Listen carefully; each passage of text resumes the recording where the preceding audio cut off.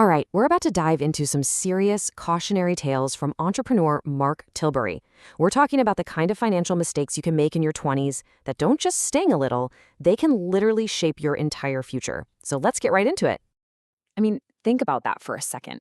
It's a heavy question, right? Because your 20s are supposed to be about trying things out, about growing. But one bad move with your money can set you back for years, causing a whole lot of stress you just don't need. And look, that's coming from a guy who learned all of this the hard way. The choices you're making right now, with maybe that first real paycheck you've ever had, they're incredibly powerful. They're literally the foundation for everything that's coming next. So here's how we're going to break this down. We've grouped these mistakes into three big psychological traps. First, the trap of confusing a low price with actual value. Then, the lure of easy money and get-rich-quick schemes. And finally, the pitfall of putting your trust in the wrong people. And stick around, because at the end, we've got one simple rule to help you avoid all of it. Okay, first up, this is all about a huge misunderstanding of what value really is. We're all trained to hunt for a bargain, right? But sometimes that cheap price tag ends up being the most expensive decision you can possibly make. So picture this. Early in his career, Mark Tilbury gets this awesome company car, a Ford Fiesta XR2, to try and attract a new employee.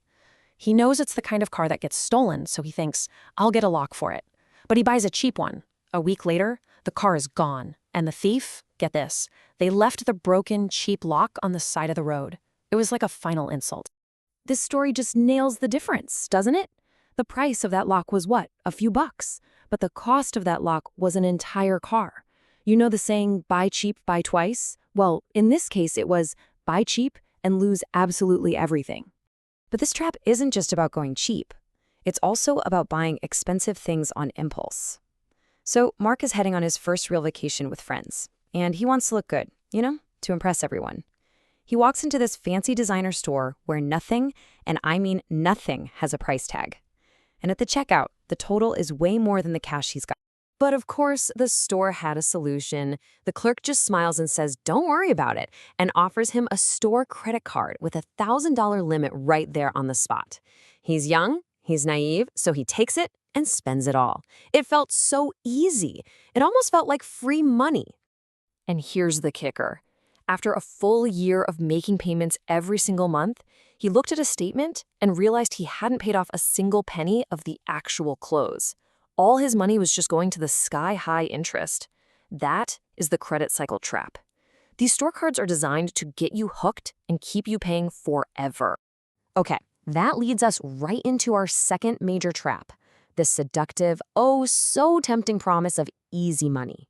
We're talking about all those shortcuts that promise you the world, but almost always leave you with empty pockets. You've seen this before. On his first trip to America, Mark was just mesmerized by these late-night TV infomercials promising mansions and riches, so he calls the number, and they immediately create this fake panic, right? This offer ends in 10 minutes. You get all these exclusive bonuses if you buy now. So he buys a set of VHS tapes. They show up, and it's just full of generic stuff he already knew. When he called to get a refund, they just tried to sell him the next, even more expensive course. It's the classic funnel. The easy money lure also shows up as hot tips from friends. Mark had a buddy who worked at a meat market, of all places, who starts giving him stock tips. And the very first tip does really, really well. And just like that, he was completely hooked. That instant thrill, it felt like he'd found a cheat code for the stock market that no one else had. And here's how fast that feeling can turn into a complete disaster.